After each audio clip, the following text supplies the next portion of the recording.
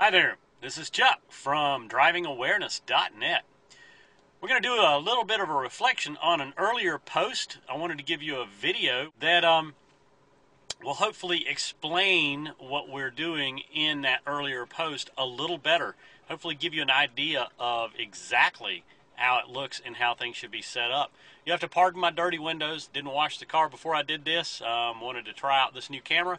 Plus, again, give you an idea of what I'm talking about on how to set mirrors.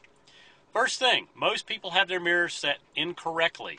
I've got my mirrors set like most people would set theirs right now, just to give you an example of how most people set their mirrors and why it's incorrect. I'll give you an idea. There's what it looks like. That's pretty much from eye level where I'm looking. Hopefully I'm aimed at the rear view mirror. There we go. So you can see what's behind us. You'll notice that you cannot see any cars behind us. There are cars around me in the parking spaces. And I want to give you a quick example of what I'm talking about here, why setting your side view mirrors like most people do is incorrect. If you look at that side view mirror, and that's from eye level at driver's position where my head would normally be, you can just barely see a car in that mirror. Now I've positioned my car where you can see that. And I'll get you a little closer so you can see that.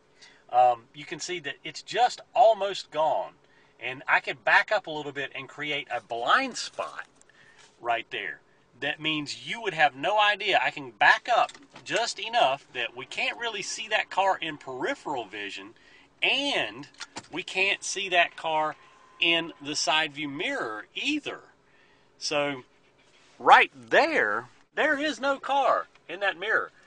It's not yet far enough. If you look out my side window, it's not yet far enough forward to be in my peripheral vision. I have lost sight of this car. This means I could change lanes right on top of it and cause an accident or a crash. There are no accidents, only mistakes. So, that I would create a panic situation if nothing else for that driver.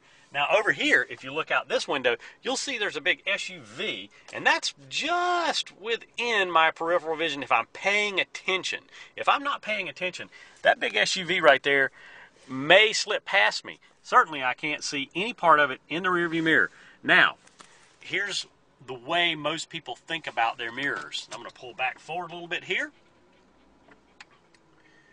Okay, so both these cars are right on my flank in the lanes where they would be around me. Actually, I'm going to do a little adjusting. Now, if you'll notice, in that side view mirror, I can see it all the way down the side of my car. That's the way most people set their mirrors. They feel like they need to see the sides of their car to get a reference of where their vehicle is. That is incorrect. You do not need to see your own car. You know what your car looks like. You don't need to look at it while you're going down the road.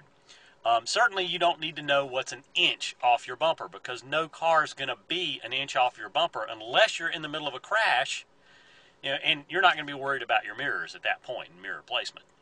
So most people do this because they've never been told otherwise. Have that mirror all the way down the side. Well, guess what? It creates blind spots. And we don't want that. So what we want to do in order to correct this situation is take our chin, put it right over that center console.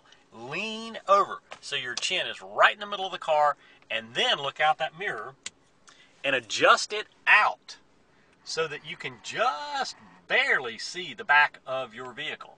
See how that is? You can just barely see that vehicle, and look how much more of the car in the other lane that I can see. So now when I'm at head position here, you can see that car fully, and I know that that car is there.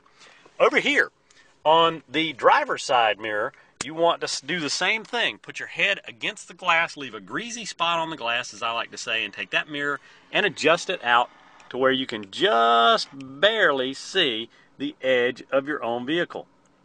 And then at driver's position, you're not going to see any portion of your own car in those mirrors. You don't need to. Now the information that I have, look at all that SUV that's over there. Look at all of that passenger car that's over there in the other lane. Now there are no blind spots. As those vehicles pass me by, I'm going to pick them up in my peripheral vision while I still have a view of them in these side view mirrors. And the rear view mirror, when they're far enough back, they will actually go from rear view only to rear view and side view to side view and peripheral to peripheral only to they're gone. And I never lose track of those vehicles. Therefore, I'm never going to take a chance of changing lanes on top of them while they're there because they're in the blind spot. There are no blind spots when your mirrors are set correctly. Now, what I'm going to tell you is this is going to feel pretty odd if you have your mirrors set normally. I shouldn't say, like most people do instead of normally. It's going to feel a little odd. Get used to it. It'll only take you a day, maybe 2 days to get, in the groove of it and have it feel natural, but you're going to notice a lot more motion around the vehicle. You're going to have a lot greater visibility all the way around, and you're just basically going to be safer. So get those mirrors set the way they're supposed to be set and eliminate those blind spots. Again, this is Chuck from DrivingAwareness.net wishing you happy motoring.